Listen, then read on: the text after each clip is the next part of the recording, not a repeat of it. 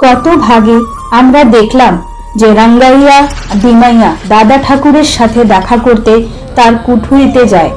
দাদা ঠাকুর তাদেরকে বলে যে তারা যেন এখান থেকে সঙ্গে সঙ্গে গ্রামে চলে যায়, কারণ এখানে খুবই বিপজ্জনক অবস্থা। অন্যদিকে সোমাইয়া যখন নিজের বাড়িতে ফেরত আসে আর সে তালপত্র গ্রন্থটি আবার থেকে দেখে, তখন সে খুবই ভয় পেয়ে যায় আর বলে, আরে এ কি হলো?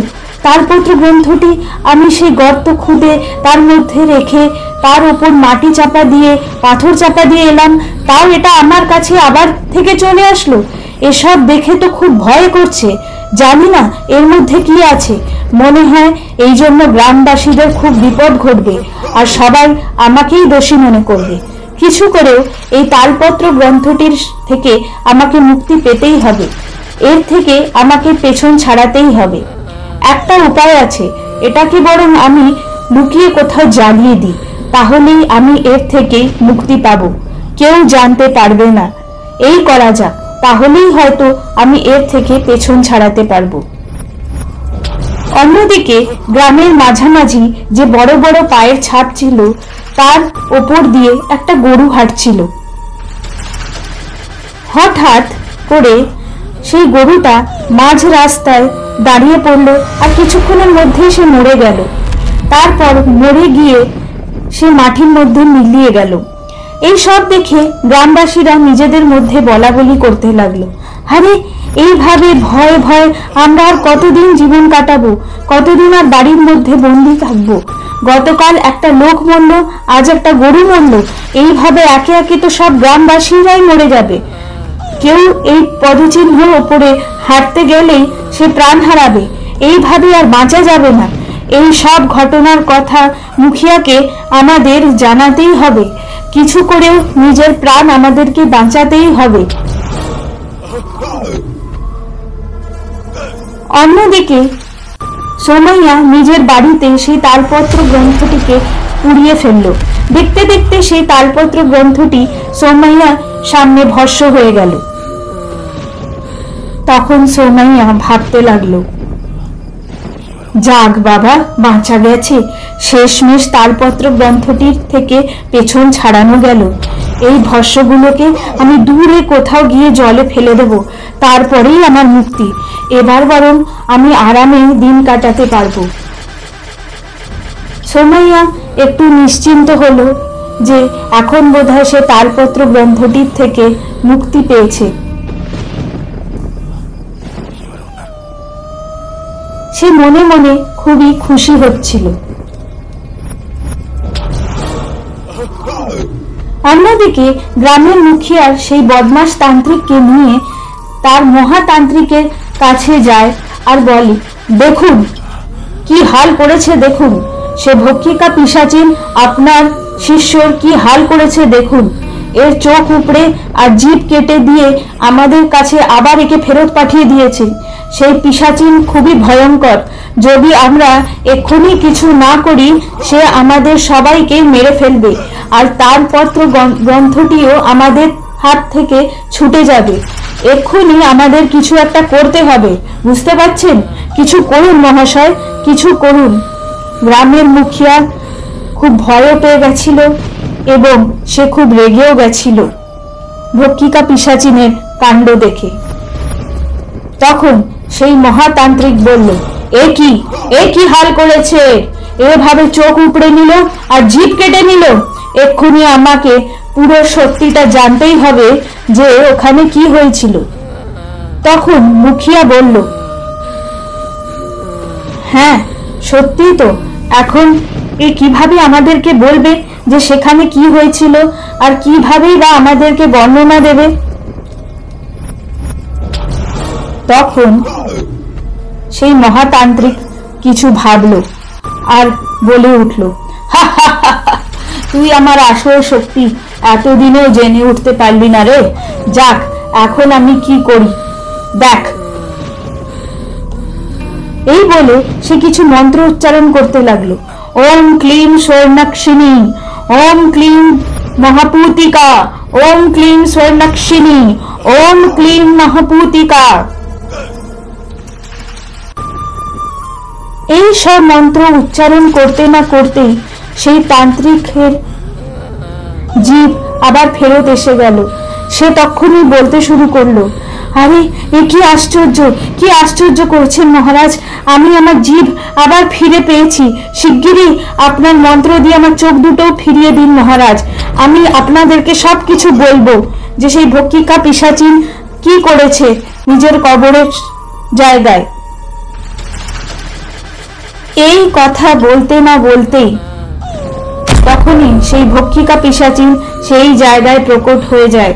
সে তখন বলে, সমস্ত পাপী লোকগুলোকে এই একই জায়গায় দেখছি মনে হচ্ছে, সবাই এক জায়গায় জড়ো হয়ে গেছিস মনে হচ্ছে। আমি তোদের কাউকে সেই তালপত্র গ্রন্থের ব্যাপারে কিচ্ছু জানাবো না, এটাই আমার উদ্দেশ্য।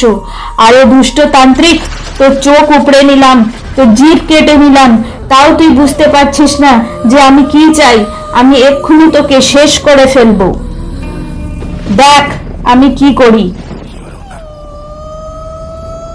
এই বলেই সেই পিশাচিন তখনই সেই তান্ত্রিককে সেখানে মেরে চিড়ে ফেলে। তারপর সে সেই মহাতান্ত্রিক আর মুখিয়াকে বলল,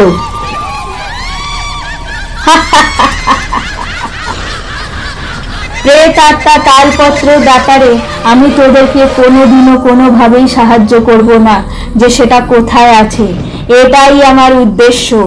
একবার যদি তোদের হাতে সেই প্রেত আত্মা তালপত্র গ্রন্থ লাগে তাহলেই তোরা এই সমস্ত গ্রামবাসীদেরকে তখনই শেষ করে দিবি, এই গ্রামের পুরো নাশ করে দিবি, আর সেটা আমি হতে দেব না। আমি তোদেরকে এই গ্রাম থেকে দূরে করে দেব। এই বলে সেই ভক্ষিকা পিশাচিন সেখান থেকে উধাও হয়ে গেল। এই সব দেখে গ্রামের মুখিয়া বলতে লাগলো, আরে এই দুষ্ট তান্ত্রিককে আমি ভেবেছিলাম যে এর মধ্যে অনেক শক্তি আছে, কিন্তু ভক্ষিকা পিশাচিন 1 মিনিটের মধ্যেই একে শেষ করে দিল। আর তুমি যে নিজেকে মহাতান্ত্রিক বলো, তুমি তো সেই ভক্ষিকা পিশাচিনের সামনে একটা পাথরের মতন বসেছিলে, তোমার কিছুই ক্ষমতা ছিল না। এতদিন এত লোকের নরবলি দিয়ে আমি ভেবেছিলাম যে আমরা কিছু একটা করতে পারবো, কিন্তু কিছুই তো হলো না দেখছি। গ্রামের মুখিয়া ঠিক এইভাবেই সেই মহাতান্ত্রিকের ওপর নিজের রাগ প্রকট করলো। তখন সেই মহাতান্ত্রিক বলে ওঠে, ভক্ষিকা পিশাচিনের সামনে আমি পাথর হয়ে এই জন্য দাঁড়িয়েছিলাম না যে আমার কোনো শক্তি নেই বা আমি আমার শক্তি দিয়ে কিছু করতে পারবো না। আমি শুধু দেখতে চাইতাম যে ওর কতটা শক্তি। এখন আমি ওর শক্তি জেনে গেছি। এখন থেকে অমাবস্যার পুজো আগের মতন বিধিবিধানে হবে না, আমি যেইভাবে বলবো ঠিক সেইভাবেই হবে। এইভাবেই আমরা ভক্ষিকা পিশাচিনের ওপর জয় করতে পারবো। ভক্ষিকা পিশাচিনের কথা শুনে এটা মনে হলো যে সেই প্রেত আত্মা তালপত্র এই গ্রামে প্রবেশ করে গেছে। এখন আমি ভক্ষিকা পিশাচিনকে নিজের শক্তি দেখাবো।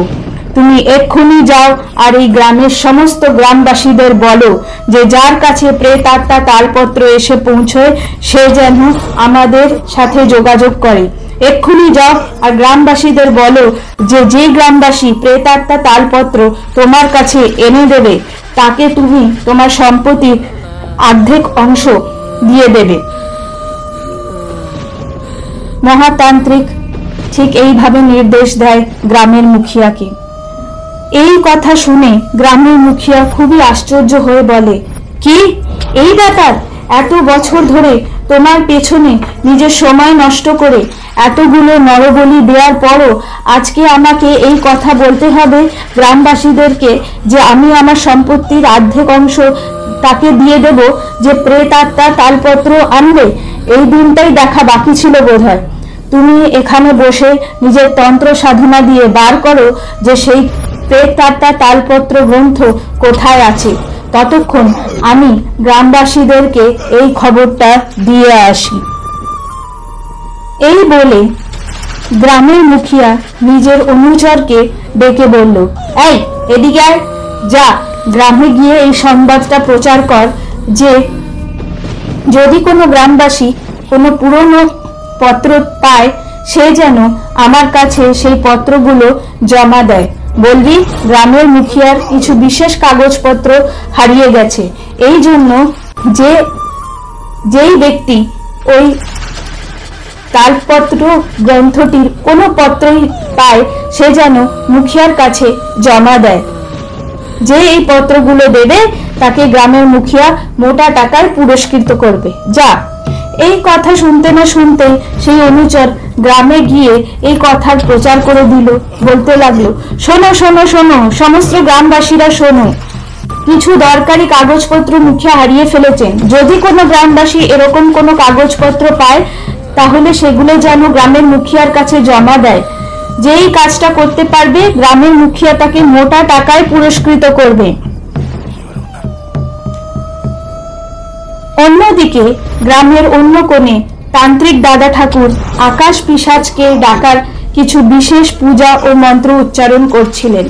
তিনি বলছিলেন, ওম ক্লিম আকাশ পিশাচী, ওম ক্লিম আকাশ রক্ষিণী, ওম ক্লিম আকাশ দর্শিনী, ওম ক্লিম আকাশ পিশাচী। তান্ত্রিক দাদা ঠাকুর ঠিক এইভাবেই আকাশ পিশাচকে মন্ত্রোচ্চারণ করে ডাকার চেষ্টা করছিলেন। এভাবে মন্ত্র উচ্চারণ করতে না করতে কিছুক্ষণ পরেই আকাশ থেকে একটি মায়াবাণী শোনা গেল। সেই মায়াবাণী বলে উঠল, দাদা ঠাকুরকে আমার প্রণাম। আমি ক্ষমা চাইছি যে এখন আপনার ডাকাতে আমি পৃথিবীতে আসতে পারবো না। কেন কি ভক্ষিকা পিশাচিন এক্ষুনি প্রকট হয়ে কিছু লোকের সাথে কথা বলে গেছেন। এই সময় যদি আমি পৃথিবীতে আসি তাহলে ভক্ষিকা পিশাচিনের এবং তার কবরে থাকা অন্যান্য পিশাচিনরা মিলে আমাকে কবরে বন্দি বানিয়ে ফেলবে। এই জন্য আমি এখন আসতে পারবো না, আমি বরং পরে আসব। এই কথা শুনে তান্ত্রিক দাদা ঠাকুর বলে উঠলেন, আরে এ কি, ভক্ষিকা পিশাচিন আবার পৃথিবীতে প্রকট হয়ে মানুষের সাথে কথা বলেছে? তাহলে নিশ্চয়ই কোনো একটা ব্যাপার আছে। তাহলে নিশ্চয়ই সেই দুষ্ট তান্ত্রিক সেই প্রেত আত্মা তালপত্রের ব্যাপারে কিছু ভুল খবর কাউকে দিয়েছে, যার জন্য ভক্ষিকা পিশাচিনকে পৃথিবীতে প্রকট হতে হয়েছে। সে কিছুতেই চাইবে না যে সেই প্রেত আত্মা তালপত্র ভুল মানুষের হাতে পড়ুক। সে নিশ্চয়ই সেই দুষ্ট তান্ত্রিককে শাস্তি দিয়েছে। এবার সেই দুষ্ট তান্ত্রিক বুঝতে পারবে যে ভুল কাজ করার কি পরিণাম হয়। তোমাকে শত কোটি নমন ভক্ষিকা পিশাচিন। অন্যদিকে রঙ্গাইয়া তান্ত্রিক দাদা ঠাকুরের বাড়িতে গিয়ে পৌঁছয়। রঙ্গাইয়া আর দিমাইয়া সেখানে গিয়ে তক্ষুনি তারা দেখে যে একটা ভয়াবহ রূপ, যার হাত দুটো দড়ি দিয়ে বাঁধা, সে দাঁড়িয়ে আছে তান্ত্রিক দাদা ঠাকুরের বাড়ির এক দেয়ালের কাছে। এইসব দেখে রঙ্গাইয়া দিমাইয়াকে জিজ্ঞেস করে, আরে এসব কি হচ্ছে? এরকম একটা ভয়াবহ মহিলা এইভাবে হাত বেঁধে দাদুর ঘরে কেন দাঁড়িয়ে আছে?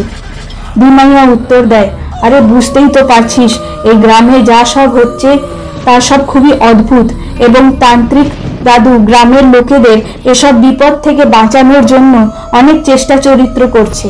আমাদের কি, আমরা একটু বাদে এখান থেকে বেরিয়ে যাব আর নিজের প্রাণ বাঁচিয়ে নেব। ততক্ষণ চুপচাপ যা সব হচ্ছে এগুলোকে সহ্য কর। রঙ্গাইয়া আর দিমাইয়া এই সব দেখে খুবই ভয় পেয়ে গেছিল এবং তারা নিজেদের মধ্যে আলোচনা করছিল।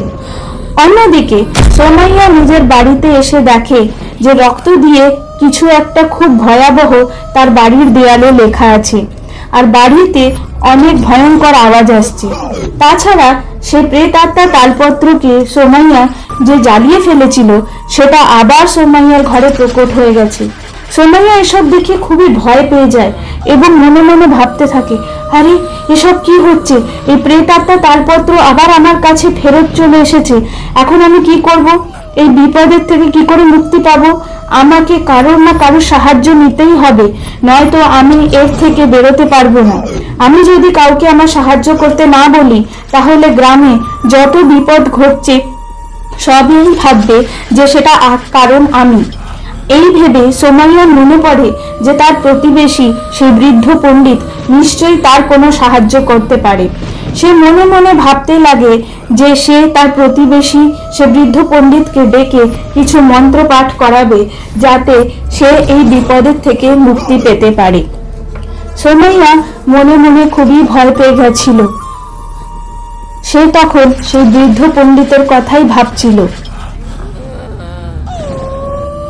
অন্যদিকে তান্ত্রিক দাদা ঠাকুর গ্রামের মাঝামাঝি যেই বড় বড় পায়ের ছাপ ছিল সেগুলোর ওপর কলসি ভরা রক্ত ঢেলে তারপর তিনি নিজের বাড়িতে ফেরত চলে আসেন।